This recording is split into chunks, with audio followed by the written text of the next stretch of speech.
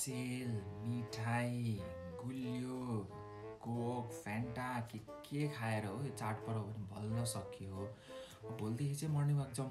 एकदम चिल्लो जम्मा भएको छ, त्यसलाई निकाल्नुपर्छ भोलिदेखि। एकदम सही भनिस् यार, मेरो नि यहाँ पेट लागेर कस्तो भएको छ। कति बजी जाने भन्न त? 6 बजी जाउँ न त। 6 बजी भने ठिकै हुन्छ। 1 घन्टा हिँड्यो भने 6-7 हुन्छ, घर आइपुग्दा 8 बज्छ, ठिक्क हुन्छ अफिस जानलाई। 6 बजी निस्किने भने भल्ल 7 बजी निस्केलौँ हामीहरू। 5 बजी त निस्किनुपर्छ यार, मर्निङ वाक पनि के घाम लागेपछि जानु।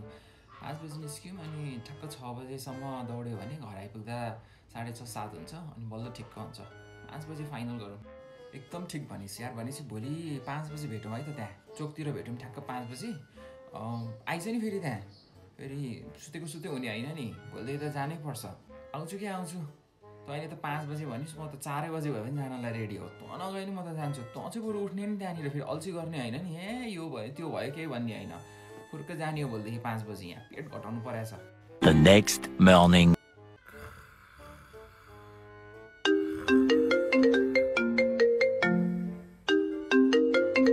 हेलो।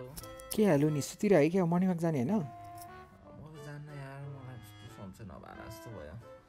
भोलिदेखि जाउँला नि। भोलि जाने, म तल आइसकेँ। कहाँ आइस रे? तल? हिजो त्यत्रो मर्निङ वाक जाने भने होइन, अल्छी। सरी यार, सरी, आज नजाने म। तँ जा, भोलिदेखि जाउँला।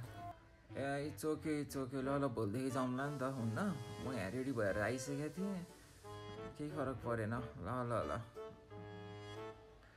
थाहा थियो जान्दैन भनेर, आफू पनि सुन्यो अब।